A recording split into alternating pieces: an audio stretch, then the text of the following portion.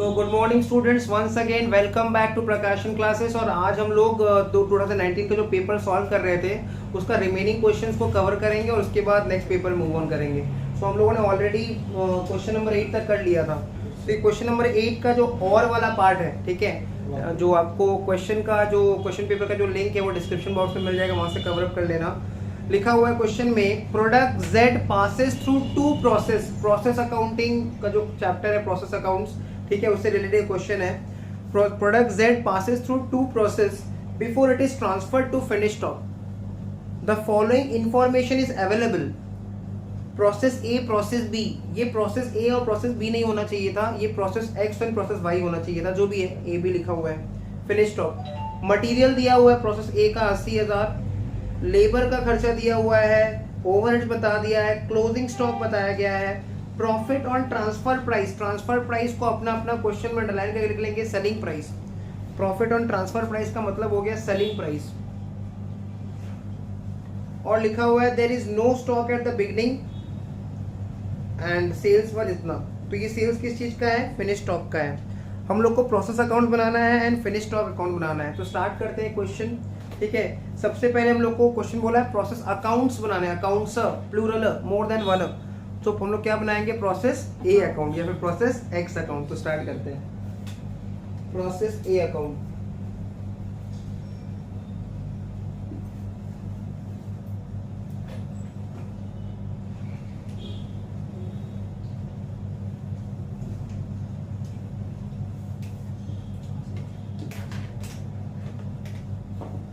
Process A account, debit credit, particulars, units, amount, again particulars,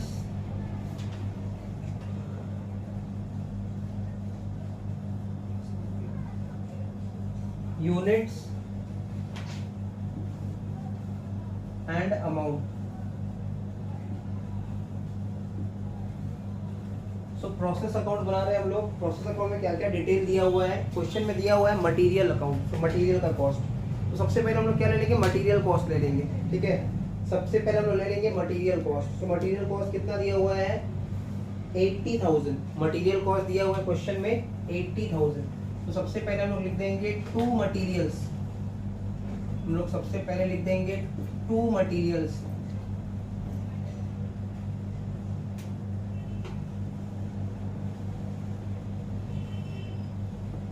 सबसे पहले लिख देंगे टू मटेरियल्स।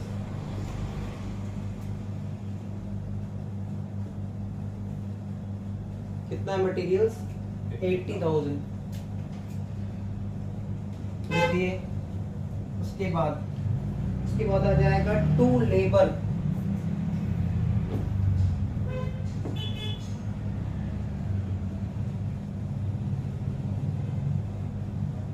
लेबर कॉस्ट भी लिख देंगे। कितना दिया हुआ लेबर कॉस्ट? 1,04,000। उसके बाद दिया हुआ है टू ओवरहेड्स, मतलब प्रोसेस से रिलेटेड जितना भी एक्सपेंसेस है सबको डेबिट में रिकॉर्ड कर देंगे, डेबिट में चार्ज कर देंगे। To overheads 40,000। उसके बाद क्लोजिंग स्टॉक भी दिया हुआ है, प्रोसेस ए का जो क्लोजिंग स्टॉक है, ठीक है। तो प्रोसेस ए का जो क्लोजिंग स्टॉक है मतलब वो स्टॉक जो at the end of the year रह गया, मतलब जो ट्रांसफर नहीं हुआ, ठीक है। तो उसको हम लोग क्या बोल के दिखा देंगे यहाँ पे? By closing stock.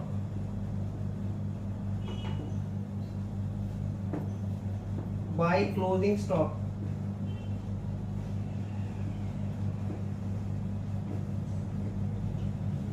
और उसका अमाउंट दिया हम लोग को 32,000। इस क्वेश्चन में देखो कोई भी यूनिट्स का डेटा नहीं दिया हुआ है, ठीक है। तो हम लोग यूनिट्स का डेटा कॉलम लाने दरकार नहीं है, तो यूनिट्स कॉलम को हटा सकते हैं कि कोई भी जनरली प्रोसेस में होता है यूनिट्स कॉलम यहाँ पे नहीं दिया हुआ है, तो यूनिट्स को बनाने दरकार नहीं, सिर्फ अमाउंट बनाएंगे। कितना है? 32,000। ये सब डिटेल दिया हुआ है और लिखा हुआ है profit on transfer price. Transfer price का मतलब होता है सेलिंग प्राइस। तो प्रॉफिट 20% ऑन सेल्स, मतलब कितना percent on cost? 25% on cost. तो कॉस्ट कैसे निकालेंगे? देखो 80 प्लस 1,04 प्लस 1 प्लस 40,000, मतलब मटेरियल लगा है 80,000 का, लेबर लगा है 1,04,000 का और ओवरहेड का खर्चा है 40,000। ये टोटल कॉस्ट ऑफ प्रोडक्शन है। उससे क्लोजिंग स्टॉक 32,000 माइनस कर देंगे तो रिमेनिंग कॉस्ट पता चल जाएगा जो कॉस्ट ऑफ गुड्स ट्रांसफर हो रहा है नेक्स्ट प्रोसेस में। क्लियर? और उसमें हम लोग क्या करेंगे? प्रॉफिट एलिमेंट ऐड कर देंगे। प्रॉफिट कितना बोला है? 20% ऑन सेल्स, मतलब 25% ऑन कॉस्ट। इसका हम लोग प्रॉपर एक कैलकुलेशन करके दिखा देंगे कैसे आ रहा है ये सब। तो प्रोसेस अकाउंट के ठीक नीचे, इसको क्लोज कर दो, प्रोसेस अकाउंट के ठीक नीचे कैलकुलेशन शो कर देंगे। लिख दो प्रोसेस अकाउंट के नीचे, calculation for cost of goods transferred to process B. Calculation for cost of goods transferred to process B।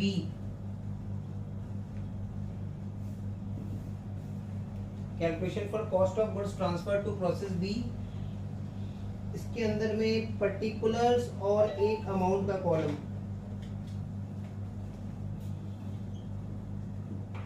Particulars और एक अमाउंट का कॉलम। तो पर्टिकुलर में सबसे पहले लिख देंगे मटेरियल,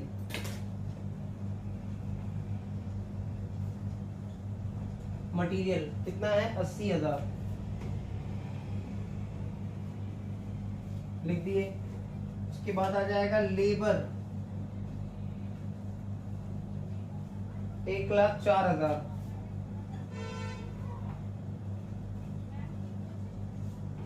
उसके बाद आ जाएगा ओवरहेड्स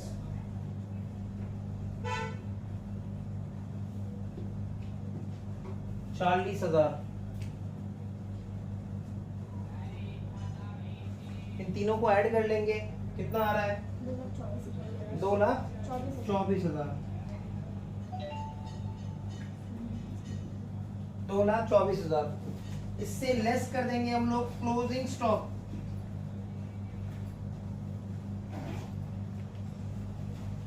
जो कि क्वेश्चन में दिया हुआ है 32,000। तो माइनस करने के बाद आ रहा है 1,92,000। इस 1,92,000 के सामने लिख देंगे cost of goods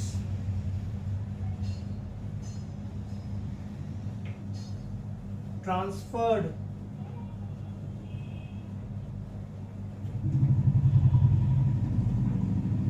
to process B. Cost of goods transferred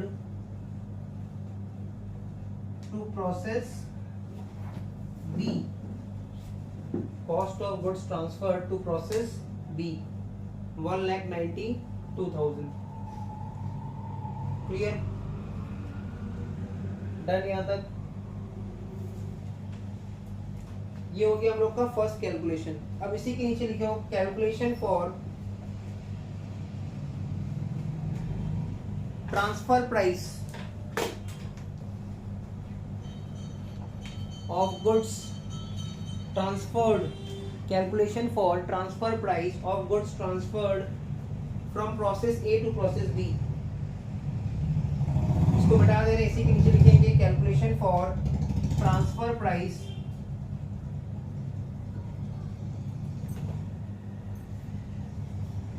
of goods transferred from process A to process B। From process A to process B, particulars और एक अमाउंट का कॉलम, पर्टिकुलर्स और एक अमाउंट का कॉलम।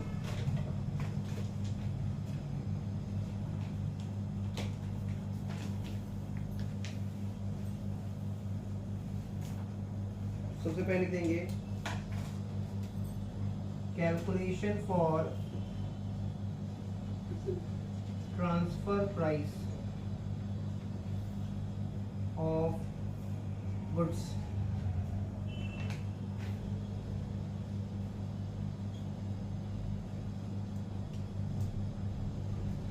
पहले heading लिख देते हैं, transfer from process A to process B.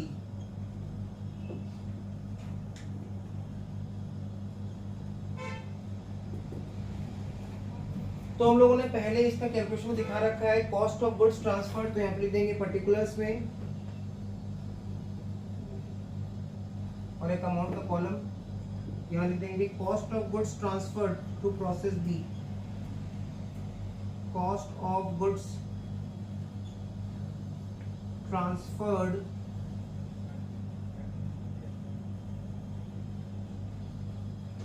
To process B. तो यहाँ पे लिख देंगे अमाउंट कॉलम में 1,92,000।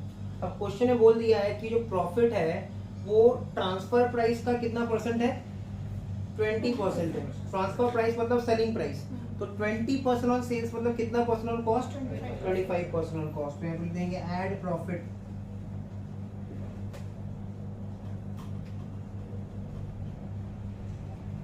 20% on sales, that is 25% on cost. So 1,92,000 का 25% निकाल लो, कितना हो रहा है, 23,000, 48,000, हाँ 48 होगा। कितना ऐड करने के बाद,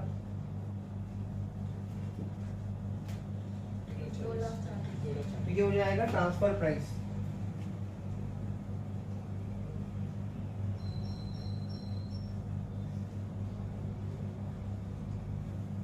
ट्रांसफर प्राइस मतलब इतना का गुड्स ट्रांसफर हुआ है, सेलिंग प्राइस पे ट्रांसफर हुआ है प्रोसेस ए से प्रोसेस बी में। तो जर्नल एंट्री क्या होगा, debit the receiver credit the giver, मतलब process B account debit to process A. तो प्रोसेस ए में लिख देंगे बाय प्रोसेस बी अकाउंट।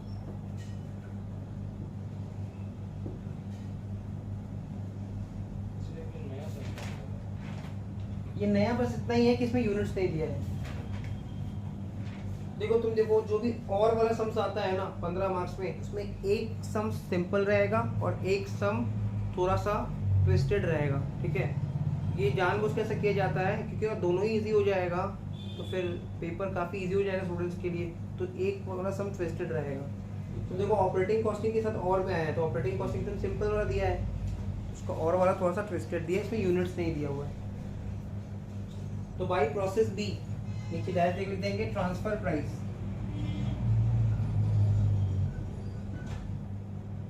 और ट्रांसफर प्राइस आया है 2,40,000। अब इस लेयर को बैलेंसिंग करेंगे, देखो बैलेंसिंग करके प्रॉफिट आना चाहिए 48,000। प्रोसेस बी को बैलेंसिंग करो, क्रेडिट साइड ऐड 2,40,000 और 32 ऐड करेंगे तो 2,72,000। 2,72,000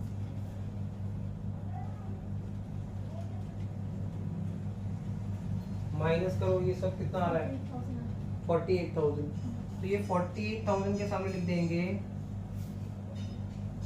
to profit on transfer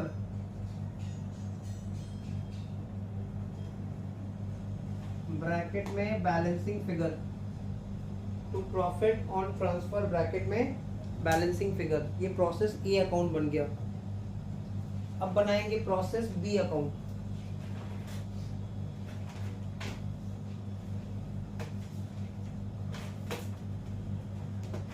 process B account,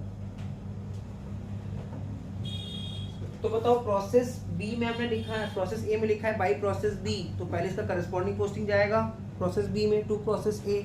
तो सेम तरीके से प्रोसेस बी अकाउंट बनाएंगे।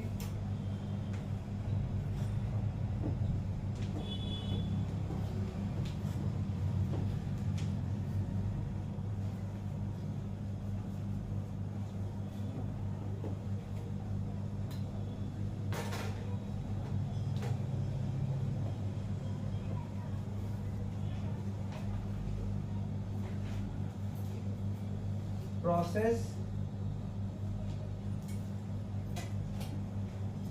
बी अकाउंट,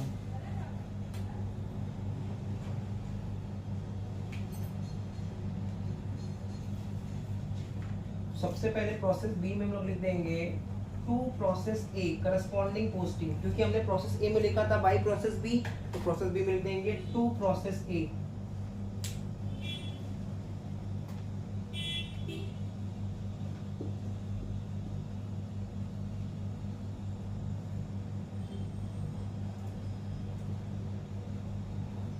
कितना था? 2,40,000। अब देखो प्रोसेस बी का अपना कोई मटेरियल का खर्चा नहीं दिया हुआ है, लेबर दिख रहा है 1,80,000, प्रोसेस बी का लेबर दिख रहा है 1,80,000,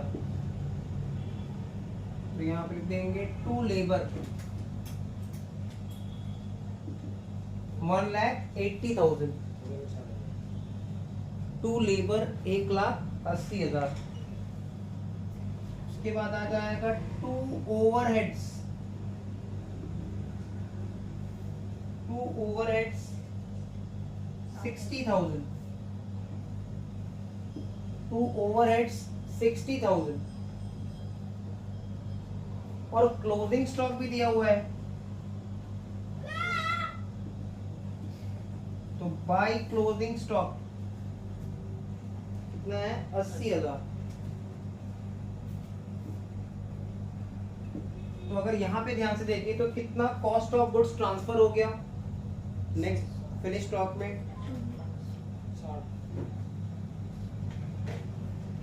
2,40,000 और 1,80,000 प्लस 60,000, तो ये हो जाए 480, 480 में 80,000 माइनस करते 4 lakh, cost of goods transfer 4 lakh. और उसमें प्रॉफिट एलिमेंट कितना ऐड करेंगे? ऑन सेल्स, है ना? कितना परसेंट दिया हुआ है? 20% ऑन सेल्स है, दैट इज 25% ऑन कॉस्ट। तो 4 लाख हमारा कॉस्ट आ रहा है, 4 लाख का 25% कितना हो जाएगा? 1 लाख। तो ट्रांसफर प्राइस हो जाएगा 5 लाख, उसका हम लोग कैलकुलेशन शो कर देंगे। ठीक है, तो यहाँ तक हो गया। अब इस नीचे लिख दो, प्रोसेस अकाउंट नीचे लिख दो calculation for cost of goods transferred from process B to finish stock. Calculation for cost of goods transferred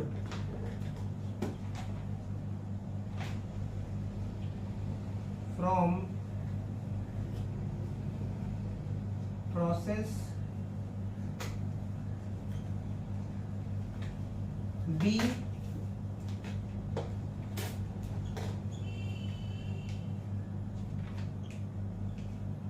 to finish stock. तो फिर से इसमें पर्टिकुलर्स और एक अमाउंट का कॉलम, इसमें सबसे पहले देंगे cost of goods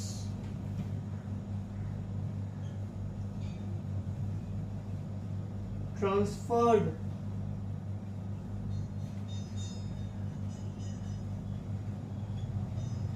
from cost of goods transferred from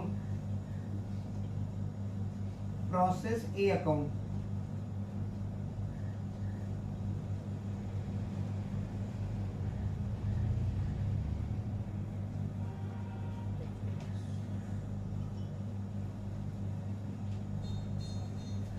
ये कितना दिया हुआ था cost of goods transferred from process A?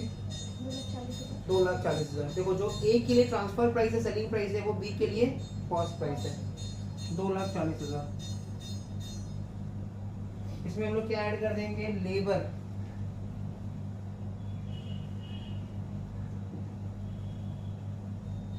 Labour cost.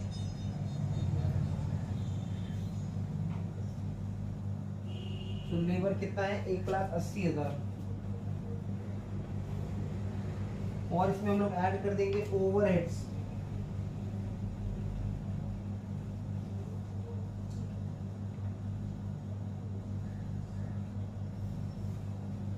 जो कि है 60,000। तो ऐड करने पे कितना आ रहा है? 4,80,000, 4,80,000। और इस 4,80,000 में से लेस कर देंगे closing stock 80,000।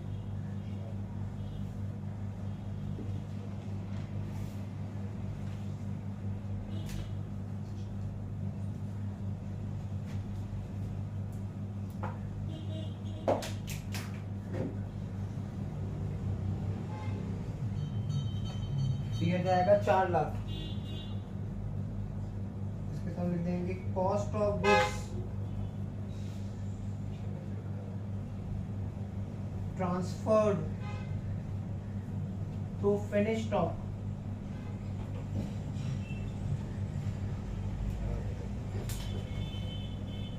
Cost of goods transferred to finish stock.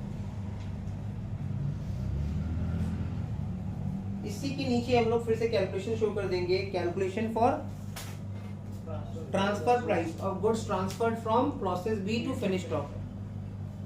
इसी के नीचे कैलकुलेशन शो कर देंगे। Calculation for transfer price of goods transferred from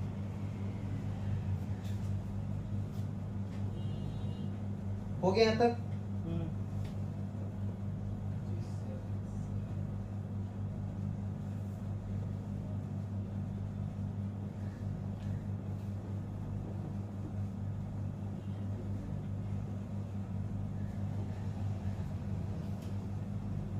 Calculation for transfer price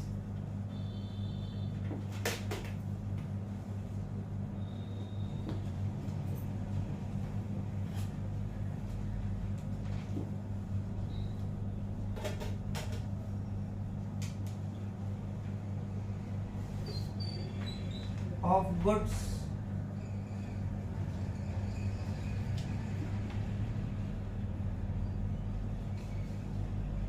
transferred from process B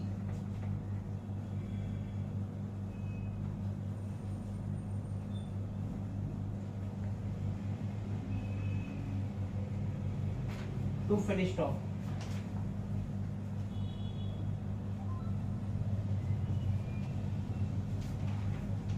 particulars और एक अमाउंट का कॉलम। सो पर्टिकुलर को सबसे पहले देंगे cost of goods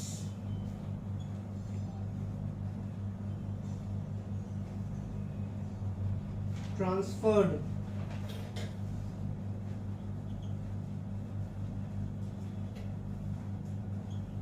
from process B. तो ये हम लोगों ने कैलकुलेट कर लिया था। ये 4 लाख आया था। Cost of goods transferred from process B 4 lakh. इसमें ऐड कर देंगे प्रॉफिट।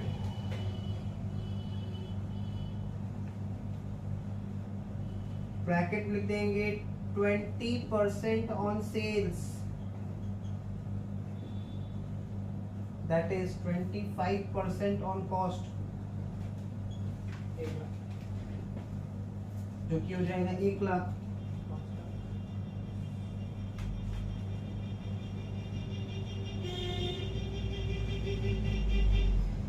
ये जो 5 लाख आया ये हो जाएगा ट्रांसफर प्राइस।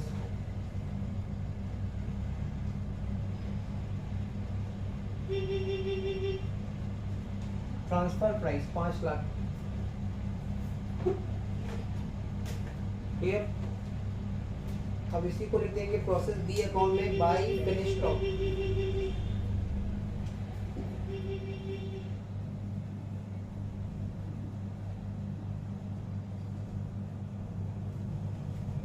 लाख।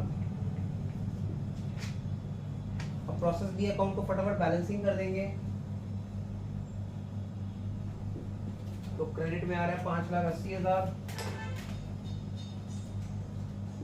डेबिट में 4,80,000, तो 1 लाख का प्रॉफिट शो कर रहा है। इसको हम लिख देंगे to profit on transfer balancing figure process B account. Done. इसके बाद बनाना है क्वेश्चन में finish stock account. Last part finish stock. तो फिनिश स्टॉक कितना में सेल किया बता दिया क्वेश्चन में, सेल बता दिया है 8,20,000 सेल्स बता दिया है। तो स्टार्ट करते हैं last part, process A account complete, process B account complete. अब बनाएंगे finish stock account.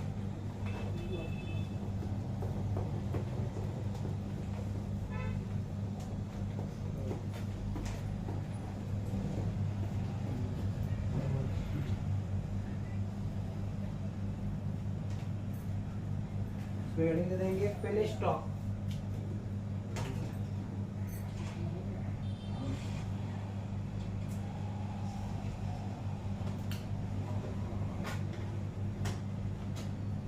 Finished stock account, debit credit, particulars,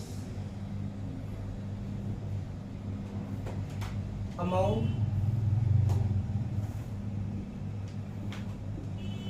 and particulars amount.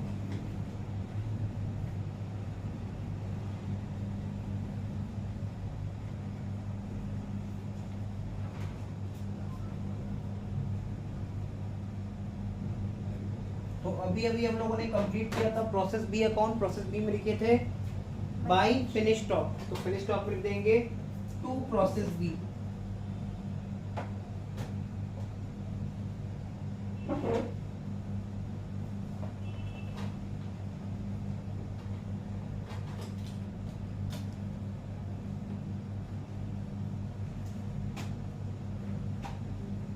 कितना अमाउंट था?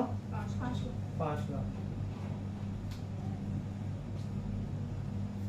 और देखो प्रोसेस बी का से जो भी अमाउंट, जो भी गुड्स आया था उसको हमने पूरा सेल आउट कर दिया, उसका सेल्स दिया हुआ है, उसको लिख देंगे बाय सेल्स।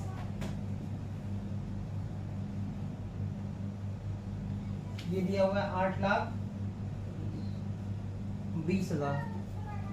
फिनिश स्टॉक का क्लोजिंग स्टॉक भी दिया हुआ है हम लोग को 60,000, ठीक है 60,000। यहाँ पे देंगे बाय क्लोजिंग स्टॉक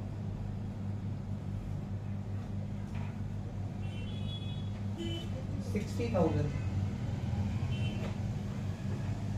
अब बैलेंसिंग करके इसका प्रॉफिट निकाल लेंगे।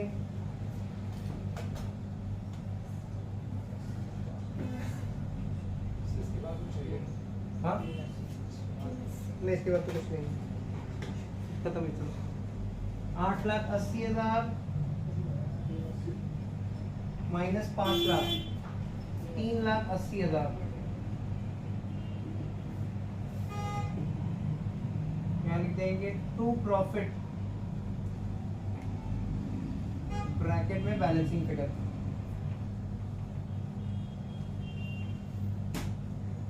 तो ये प्रोसेस अकाउंट का सम्स कंप्लीट हो गया। अब बनाएंगे नेक्स्ट सम।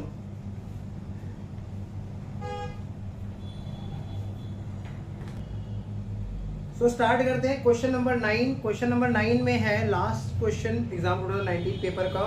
इसमें दिया हुआ है फ्रॉम द फॉलोइंग पर्टिकुलर्स, मतलब information relating to production and sales for the year ended 31 March 2019, prepare a statement showing the cost and the profit. मतलब हमको एक स्टेटमेंट बनाना है, statement of cost as well as statement of profit.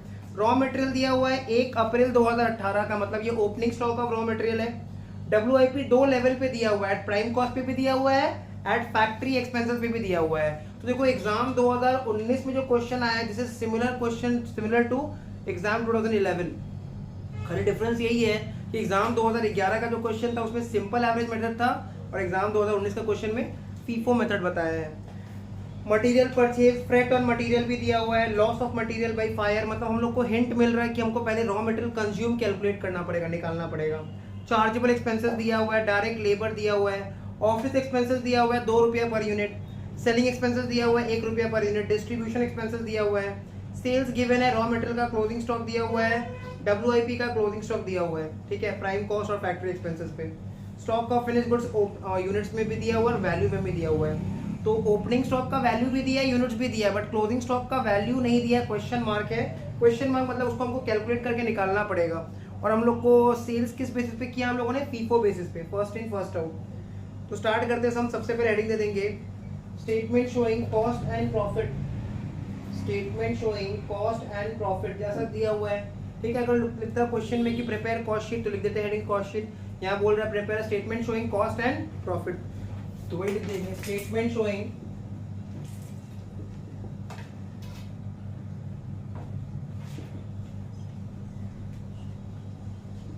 Cost and profit. सबसे पहले हम लोग क्या करेंगे, 10 लाइन का स्पेस छोड़ देंगे। 10 लाइन का स्पेस छोड़ के पहला वर्किंग नोट बना लेंगे, ठीक है। 10 से 12 लाइन का स्पेस छोड़ देना, या दरकार पड़े तो पूरा एक पेज ही छोड़ दो, ठीक है। पेज तो अपना ही है, कौन सा हम लोग कभी भाड़ा पे लेके आए हैं, अपना ही पेज है, नहीं ज्यादा लग जाएगा, ठीक है। तो पूरा पेज ही छोड़ दो, ठीक है। कॉपी तो हम लोग का अपना ही है ना, ऐसे भी अभी तो आखिरी सेमेस्टर है, ठीक है। सेमेस्टर 3 से न्यू कॉपी फिर लगेगा, ठीक है। हाँ ठीक है, चला सकते हो, कोई दिक्कत नहीं है। जब बोर्ड चेंज नहीं होगा, टीचर चेंज नहीं होगा, मार्कर चेंज नहीं होगा, तो मार्कर चेंज हो जाएगा। तो क्या बोला, मार्कर चेंज नहीं होगा, मार्कर चेंज है, हमारे पास बहुत सारा मार्कर है, ठीक है। और मे बी बोर्ड भी चेंज हो जाए, ठीक है, मे बी कुछ चेंजेस आ जाए तो हो ही सकता है, तो कॉपी भी हम लोग चेंज कर ही सकते हैं, ओके। तो स्टार्ट करते हैं। 10 से 12 लाइन का जगह छोड़ देंगे, ठीक है। हाँ, दाढ़ी भी चला जाएगा, ठीक है। वर्किंग नोट 1 में आ जाते हैं। वर्किंग नोट 1 सबसे पहले हम लोग क्वेश्चन में चेक करेंगे यूनिट सोल्ड। यूनिट सोल्ड कितना पीस दिया हुआ है, 28,000। उसके बाद ओपनिंग स्टॉक इन यूनिट्स कितना दिया हुआ है, 8,000, और क्लोजिंग स्टॉक यूनिट्स 10,000। तो सबसे पहले लिख देंगे working note 1 calculation for units produced, calculation for units produced, calculation for units produced. इसमें लिखेंगे यूनिट्स प्रोड्यूस्ड मतलब output is equal two units sold.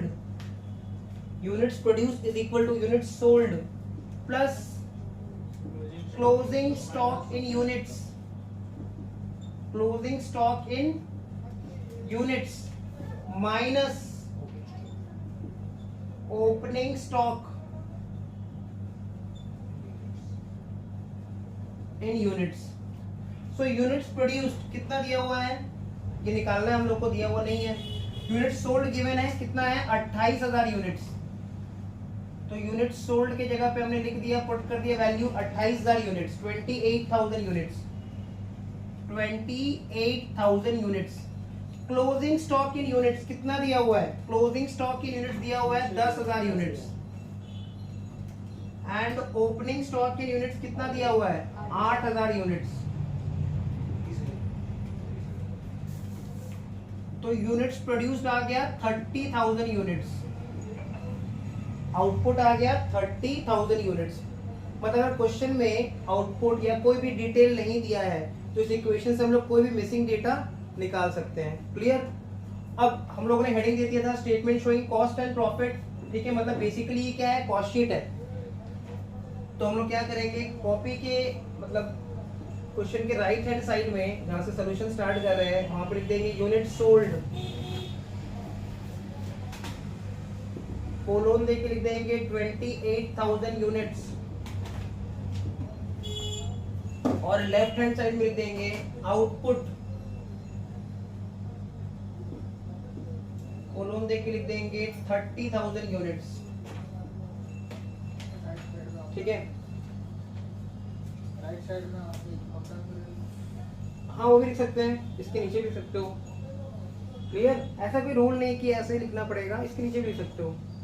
तो वर्किंग नोट बना लिए थे। वर्किंग नोट क्यों बनाए थे, यहाँ से क्या निकल गया हम लोग को, यूनिट्स प्रोड्यूस।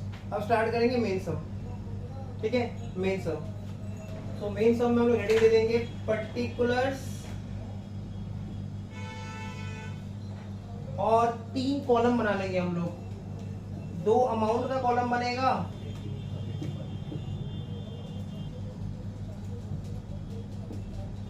और एक पर यूनिट का कॉलम बन जाएगा। 2 अमाउंट का कॉलम और एक पर यूनिट का कॉलम।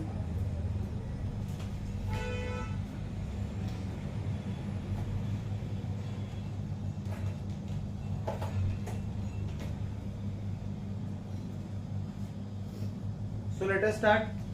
सबसे पहले देखो क्वेश्चन को स्टार्ट करने का 3 तरीका होगा। या तो क्वेश्चन में डायरेक्ट मटेरियल दिया हुआ रहेगा, नहीं दिया हुआ है। या तो क्वेश्चन में रॉ मटेरियल कंज्यूम का अमाउंट दिया हुआ रहेगा, वो भी नहीं दिया हुआ है। या तो रॉ मटेरियल कंज्यूम निकालना पड़ेगा, तो हमको इस क्वेश्चन में रॉ मटेरियल कंज्यूम निकालना पड़ेगा। स्टार्ट करते हैं। सबसे पहले लिखेंगे opening stock of raw material. Opening stock of raw material. Opening stock of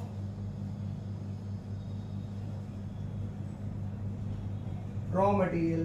तो क्वेश्चन में देखो opening stock of raw material कैसे समझ में आएगा, डेट से सब चेक कर लो। 1 अप्रैल 2018 12,500 दिया है, तो इसको हम लोग कहाँ लिखेंगे, इनर मोस्ट कॉलम में 12,500। ये हमारा opening stock of raw material है। उसके बाद हमको और क्या क्या दिया हुआ है, इसके साथ हम लोग ऐड कर देंगे परचेज ऑफ रॉ मटेरियल।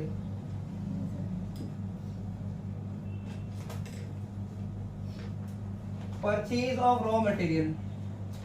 तो देखो परचेज ऑफ रॉ मटेरियल को हम लोग कहाँ लिख देंगे, पर्टिकुलर्स में ही लिख देंगे 1,10,000, क्योंकि परचेज ऑफ रॉ मटेरियल से रिलेटेड बहुत सारा खर्चा दिया हुआ है। जैसे देखो फ्रेट ऑन मटेरियल, फ्रेट का मतलब गाड़ी भाड़ा। जैसे मान लो मटेरियल आएगा तो ट्रक में आएगा, हवा में तो उड़ के आएगा नहीं, तो ट्रक वालों को भाड़ा देना पड़ेगा। तो फ्रेट ऑन मटेरियल, मटेरियल को परचेज करने से रिलेटेड खर्चा है, तो परचेज के साथ ही क्या हो जाएगा, ऐड हो जाएगा। मतलब हमने मटेरियल खरीदा 1,10,000 का, उसको लाने का गाड़ी भाड़ा का खर्चा 5,000 रुपया है। Loss of material by fire बाद में लेस करते हैं, अब नॉर्मल लॉस है। और कुछ मटेरियल से रिलेटेड डेटा नहीं दिया हुआ है, तो बस 1,10,000 और 5 इसको ऐड कर देंगे तो ये आ जाएगा 1,15,000। तो 12,500 का पहले से हमारे पास opening stock of raw material था, और हमने अभी 1,15,000 का और रॉ मटेरियल परचेज कर लिया, तो टोटल कितना हो गया, 1,27,500। ये हमारे पास टोटल अवेलेबल रॉ मटेरियल है। इसके सामने कुछ नहीं लिखना है, कुछ लिख देंगे कुछ हो जाएगा, कुछ नहीं लिखेंगे। सर क्या लिखेंगे तब, कुछ नहीं लिखेंगे, कुछ नहीं लिखना है। कुछ लिख देंगे कुछ हो जाएगा, कुछ भी नहीं लिखेंगे। कितना लिखेंगे यहाँ पे, 1,27,500। क्लियर। और इससे लेस कर देंगे हम लोग, देखो closing stock of raw material. तो ये राइट हैंड साइड में दिख रहा होगा हम लोग को 20,000 दिया हुआ है। Closing stock of raw material मतलब वो रॉ मटेरियल जो अनयूज्ड है, जो अभी तक ईयर एंड में अभी तक यूज नहीं हुआ है। Closing stock of raw material, इसको भी हम लोग पर्टिकुलर्स में दिखाएंगे, क्योंकि लेस का 2 आइटम है।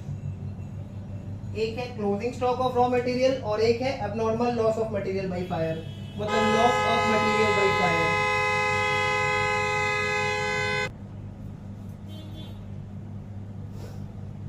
Loss of material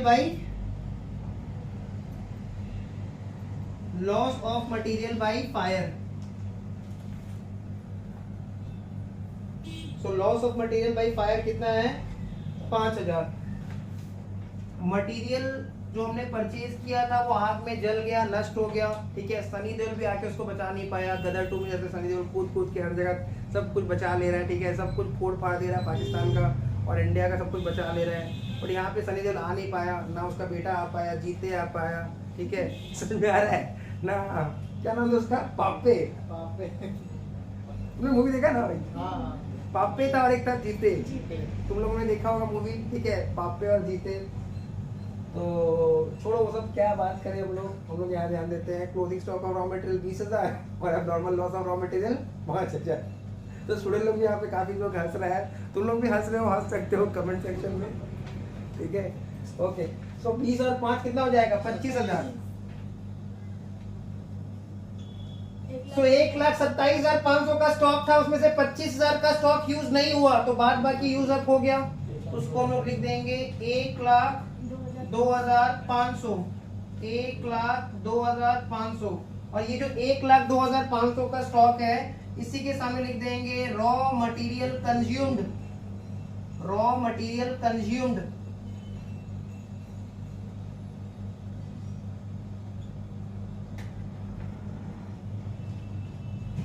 raw material consumed. Clear, आगे यहां तक। रॉ मटेरियल कंज्यूम के बाद देखो क्वेश्चन में वेजेस या फिर डायरेक्ट लेबर दिख रहा है, हाँ दिख रहा है 1,35,000 दिख रहा है सबको, वेजेस या फिर डायरेक्ट लेबर दिख रहा है 1,35,000, तो हम लिख देंगे डायरेक्ट लेबर, डायरेक्ट लेबर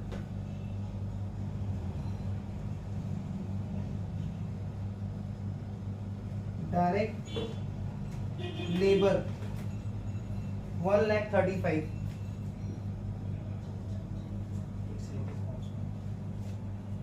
और डायरेक्ट एक्सपेंसेस के नाम पे भी दिया हुआ है, चार्जेबल एक्सपेंसेस भी दिख रहा है हम लोगों को क्वेश्चन में, हम लोगों को क्वेश्चन में चार्जेबल एक्सपेंसेस भी दिख रहा है जो कि डायरेक्ट एक्सपेंस होता है, और कोई डायरेक्ट एक्सपेंस नहीं है तो लिख देंगे ऐसे डायरेक्ट एक्सपेंसेस, हेडिंग दे देंगे डायरेक्ट एक्सपेंसेस, हेडिंग दे देंगे, और उसके अंदर में आ जाएगा चार्जेबल एक्सपेंसेस।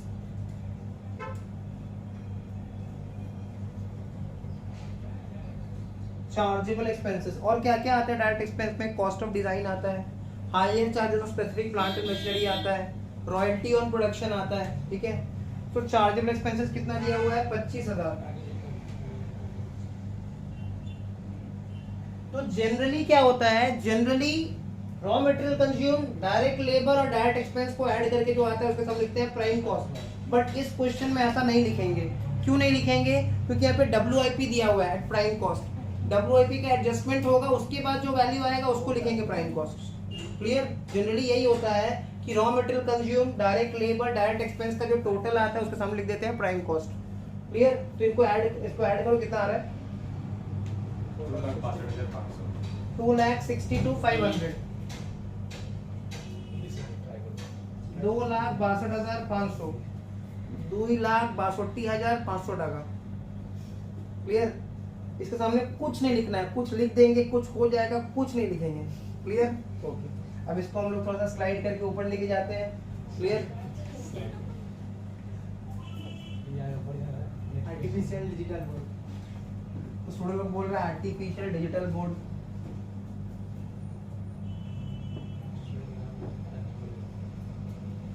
विजय है, विजय बोल रहा है आर्टिफिशियल डिजिटल बोर्ड।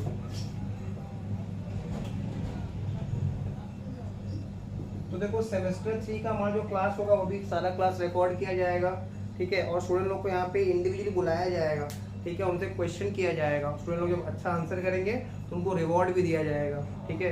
तो ये इंटरेक्टिव क्लास होने वाला है सेमेस्टर 3 वाला क्लास, मतलब ऐसा बोरिंग नहीं होगा, ऐसे वन साइडेड क्लास नहीं होगा, ठीक है, इंटरेक्टिव होने वाला है सेमेस्टर 3 से, बहुत सारा चेंजेस आने वाला है। तो ये हम लोगों ने सेमेस्टर 5 में ऑलरेडी स्टार्ट कर दिया है, और वो हर दिन हो रहा है, तो सेमेस्टर 3 में भी हर दिन होगा, ठीक है। 2,62,500। तो ध्यान से देखो, WIP दो लेवल पे दिया है, प्राइम कॉस्ट पे भी दिया है और एक मैन्युफैक्चरिंग एक्सपेंस, फैक्ट्री एक्सपेंस बोलो, वर्क्स एक्सपेंस बोलो, सब सेम चीज होता है। तो यहाँ पे लिखेंगे 2,62,500 के बाद लिखेंगे add opening work in progress, add opening work in progress at prime cost,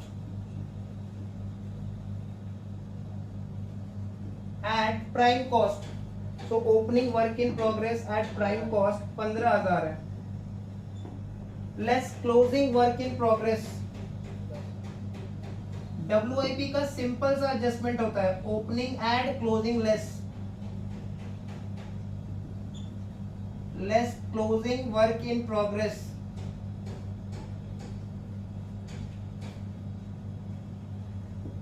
at prime cost 10,000। तो 15,000 ऐड, 10,000 लेस मतलब 5,000 ऐड, 2,67,500, 2,67,500 सर पर यूनिट भी करेंगे, 2,67,500, ठीक है। तो ये जो 2,67,500 है ना, इसके सामने पहले लिख देंगे रॉ मटेरियल कंज्यूम्ड, सॉरी ये प्राइम कॉस्ट निकल गया हम लोग का, प्राइम कॉस्ट निकल गया,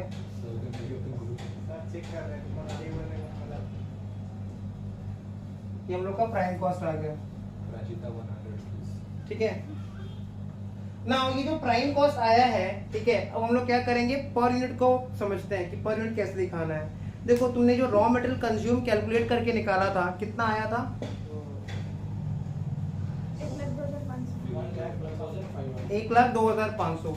ये जो रॉ मटेरियल कंज्यूम का कॉस्ट आया था 1,02,500, ये कितना यूनिट प्रोडक्शन करने के लिए आया था, 30,000 यूनिट। तो कैलकुलेटर चलाओ, 1,02,500 डिवाइड बाई 30,000 यूनिट्स, 3.42। तो रॉ मटेरियल कंज्यूम का जो अमाउंट है ना 1,02,500, ठीक है, उसके पैरेलल में जो पर यूनिट का कॉलम दिख रहा है वहां पे तुम लिख दो 3.42।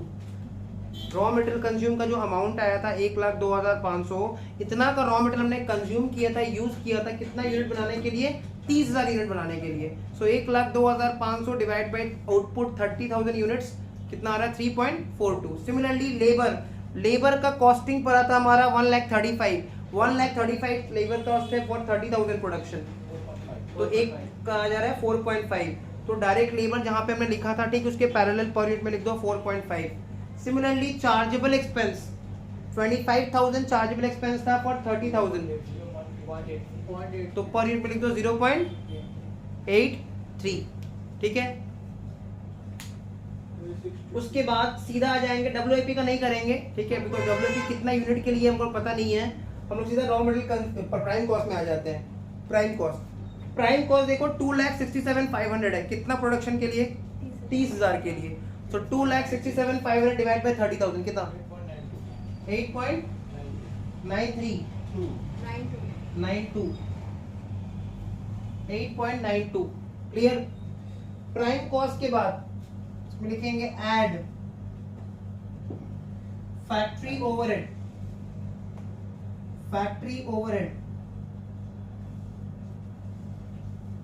तो फैक्ट्री ओवरहेड के नाम पे हम लोग को फैक्ट्री एक्सपेंसेस दिख रहा है, फैक्ट्री ओवरहेड या फिर फैक्ट्री एक्सपेंसेस सेम ही होता है।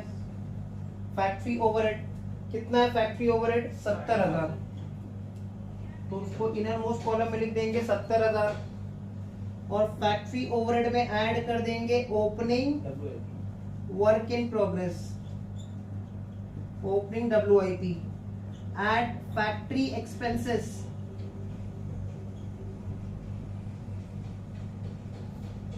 फैक्ट्री एक्सपेंसेस कितना है 3,000,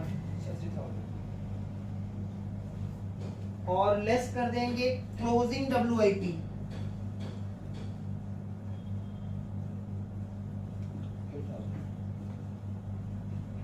एट फैक्ट्री एक्सपेंसेस 8,000,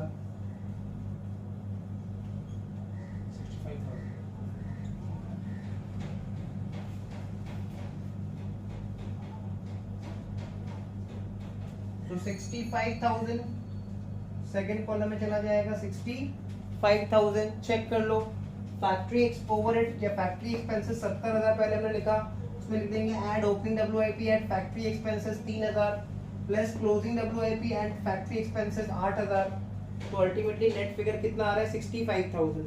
65,000 हमारा नेट फैक्ट्री ओवरहेड है, कितना यूनिट प्रोडक्शन करने के लिए 30,000। तो 65,000 डिवाइड बाय 30,000 यूनिट कितना आ रहा है 2.2। अब क्या करेंगे, प्राइम कॉस्ट और नेट फैक्ट्री ओवरहेड को ऐड कर दो, 3,32,500 ऐड करने पे आ रहा है 3,32,500। इसके सामने लिख देंगे फैक्ट्री कॉस्ट या फिर वर्क्स कॉस्ट। 3,32,500 फैक्ट्री कॉस्ट है या फिर वर्क्स कॉस्ट है। अगेन सेम थिंग, कितना प्रोडक्शन करने के लिए 30,000 के लिए, तो डिवाइड करके आ रहा है 11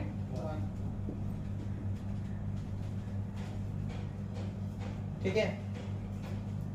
तो 8.92 प्लस 2.2 करके देख लो कितना आ रहा है, 8.92 प्लस 2.2 ऐड करके देख लो 11.1 आ रहा है क्या, क्लियर है ना। डिवाइड करके जो आएगा वर्टिकली ऐड करके भी वही आना चाहिए। 8.92 plus 2.2 is 11.1। Okay, factory cost तक हो गया। फैक्ट्री कॉस्ट के बाद हम लोग फिर से ऊपर से लिखते हैं, इसमें लिखते हैं हम लोग add office and administrative overhead. जिसको जनरल ओवरहेड भी बोलते हैं, मैनेजमेंट ओवरहेड भी बोलते हैं। सर वहाँ पे 2.2 मत लीजिए। कितना ले? 65,000 डिवाइड बाई 30,000 कितना आया था? 65,000 डिवाइड बाई 30,000 2.16 2.17 लीजिए। 2.17 ओके। और ये 3,32,500 डिवाइड बाई 30 11.08 आ रहा है। 11.08 ऐड करने पे 08 के बाद भी कुछ होगा, चेक करो 11.08 एक बार कैलकुलेटर देना तो।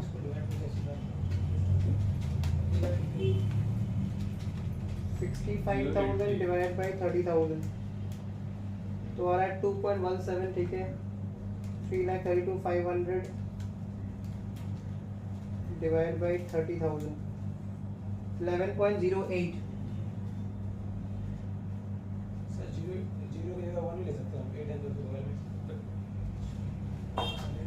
तो 8.92 प्लस 2.17, ठीक है। इसको 11.09 कर दो, ठीक है, इसलिए इसको कर दे रहे हैं, या तो इसको तुम 3 कर दो, ठीक है, ताकि हम लोग का राउंड ऑफ हो जाए। क्लियर? या तो यहाँ पे तुम लोगों ने राउंड ऑफ नहीं किया होगा। ये 8.92 आया था प्राइम कॉस्ट का, राउंड ऑफ किए थे, कितना आया था प्राइम कॉस्ट?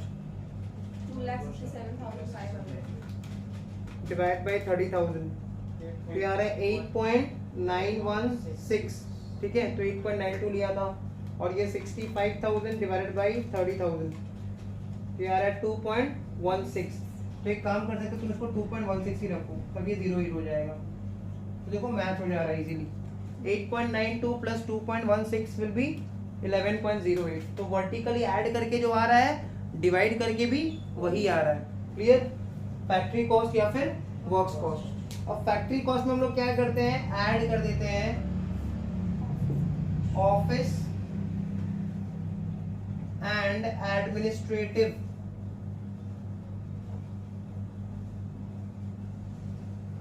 ओवरहेड। इसी के अंडर में आ जाएगा office expenses. No, office expenses का पर यूनिट दिया हुआ है। अभी तक जिसका भी टोटल दिया रहता था, डिवाइड करके हम लोग पर यूनिट निकालते थे। अब जब पर यूनिट दिया रहेगा तो यूनिट से मल्टीप्लाई करके टोटल निकाल लेंगे। सो ऑफिस एक्सपेंसेस कितना दिया हुआ है पर यूनिट? 2 रुपया। तो सबसे पहले ऑफिस एक्सपेंसेस के ठीक पैरेलल पर यूनिट कॉलम में 2 रुपया लिख देंगे, और इसको आउटपुट 30,000 से मल्टीप्लाई कर देंगे। 2 रुपया पर यूनिट को आउटपुट 30,000 से मल्टीप्लाई किए तो ये 60,000 आ रहा है। अब फैक्ट्री कॉस्ट था 3,32,500 प्लस 60,000 का ऑफिस ओवरहेड, ऐड किया तो 3,92,500, और 11.08 में जब 2 ऐड करेंगे तो ये आएगा 13.08। देखो डिवाइड करके भी वही आना चाहिए, 3,92,500 डिवाइड बाई 30,000 वही आ रहा है ना, 3,32,500 डिवाइड बाई 30,000। क्लियर? तो राउंड ऑफ बहुत संभल के करना है, नहीं तो क्या होगा कि पर यूनिट कॉलम मैच नहीं होगा। तो इसके सामने लिख देंगे कॉस्ट ऑफ प्रोडक्शन।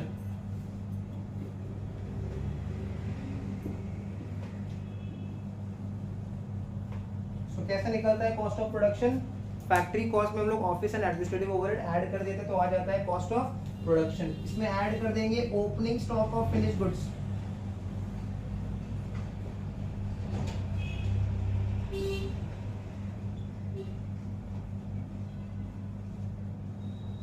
तो चेक करेंगे क्वेश्चन में, opening stock of finish goods का यूनिट भी दिया है और उसका अमाउंट भी दिया है। यूनिट कितना है 8,000 और अमाउंट कितना है 60,000।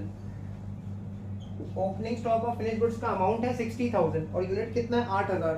सो कैलकुलेटर 60,000 बाई 8,000, ओपनिंग स्टॉक का पर यूनिट निकालने के लिए ओपनिंग स्टॉक यूनिट से डिवाइड करेंगे। 60,000 by 8,000 is 7.5।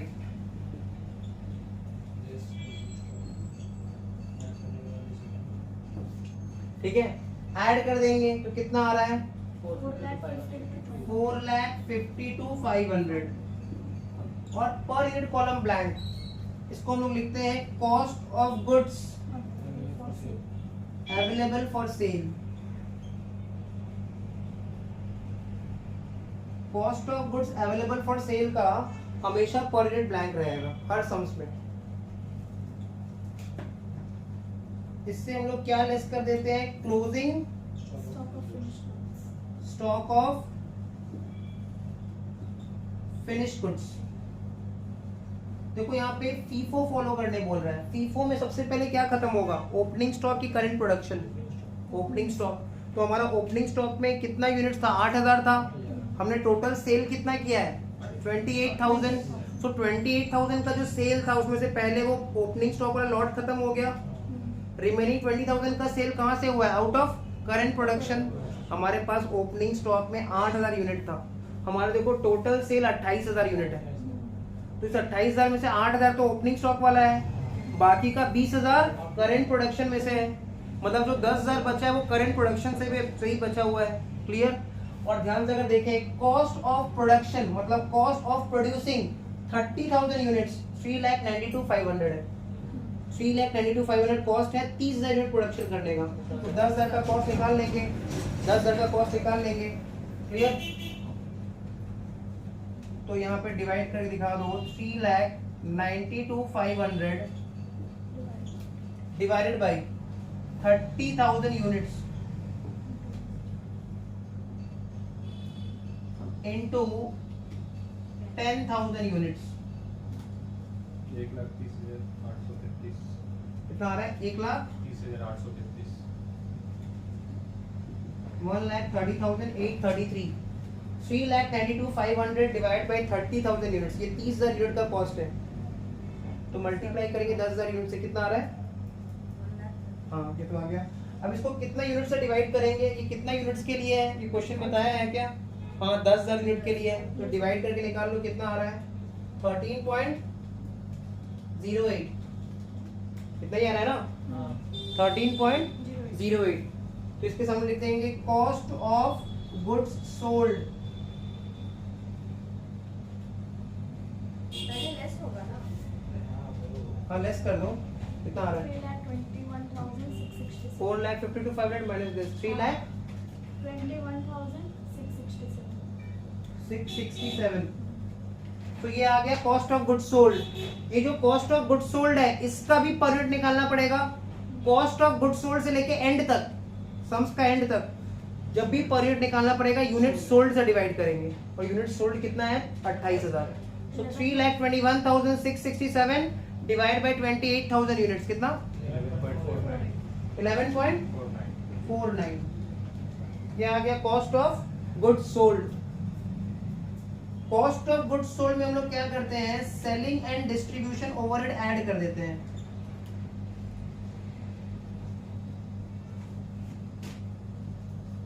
Selling and distribution overhead या फिर एक्सपेंसेस ऐड कर देंगे।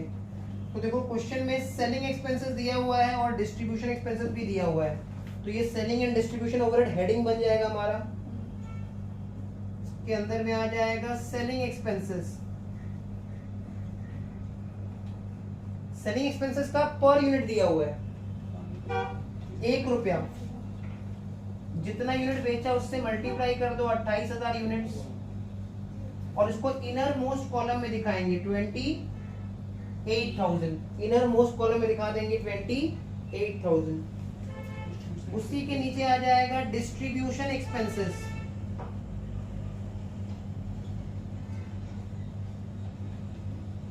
ये दिया हुआ है 15,000।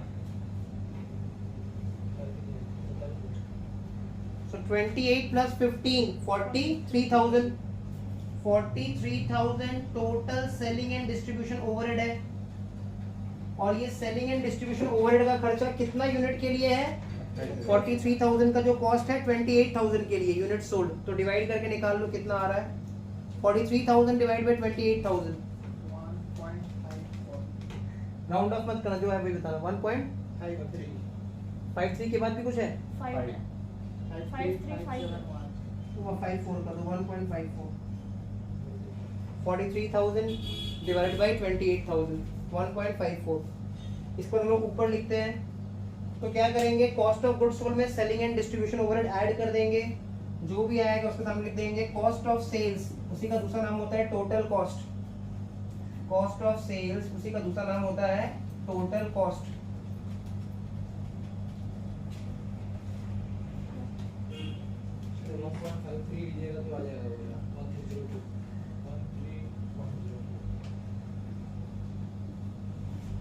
ऑब्लिक टोटल कॉस्ट कितना आ रहा है ऐड करके इन दोनों को? 3,64,667 कॉस्ट ऑफ सेल्स आ रहा है 3,64,667 और इसको भी हम लोग क्या करेंगे डिवाइड कर देंगे यूनिट सोल्ड 28,000 से। कितना आ रहा है? 13.02 ठीक है 53 लेना पड़ेगा क्या? 1.53 इसको भी राउंड अप कर सकते हो ठीक है। 13.02 एग्जैक्ट आ रहा था। 13.023 अच्छा ठीक है। तो कॉस्ट ऑफ सेल्स और टोटल कॉस्ट आ गया। अब इसके बाद टोटल कॉस्ट में हम लोग प्रॉफिट ऐड कर देंगे। टोटल कॉस्ट में लोग प्रॉफिट ऐड कर देंगे। तो कितना दिया हुआ प्रॉफिट? प्रॉफिट के लिए क्वेश्चन में सेल्स दिया हुआ हम लोग को, तो इसके सामने लिख देंगे ए लिख दो, ये हम लोग का ए हो जाएगा। Cost of sales of total cost. B में लिख देंगे सेल्स, बी में लिख देंगे सेल्स 4 लाख है। कितना यूनिट सेल करने के लिए? 28,000। तो डिवाइड कर निकाल लो कितना आ रहा है? 4 लाख डिवाइड बाय 28,000 14.29। तो सी में निकाल लेंगे प्रॉफिट। बी माइनस ए 35,333 और ये प्रॉफिट है। इसको भी यूनिट सोल्ड से डिवाइड करेंगे 28,000 से। सब कुछ यूनिट सोल्ड से डिवाइड होगा। कितना आ रहा है ये? 35,333 1.26 देखो तो माइनस करके वही आ रहा है ना 14.29 माइनस 13.02 हाँ तो वहाँ पर एक बढ़ा देंगे ठीक है। सर उसमें कमाना है सर 1.49 11.49 कैसे कैलकुलेट चला रहे हो? एक तो कैलकुलेट लो 14.285,000 सर उसको 14.28 कर दीजिए ना हो हो जाएगा। जाएगा वही तो और इसको 1.26 कर दीजिए बस। ठीक है डन। तो यही जो था वो चैप्टर में, यही मतलब जो पेपर में था यही क्वेश्चन दिया हुआ था और 2019 का पूरा पेपर हम लोगों ने सॉल्व कर लिया है। नेक्स्ट क्लास में हम लोग 2022 का पेपर को सॉल्व करेंगे। Till then bye bye.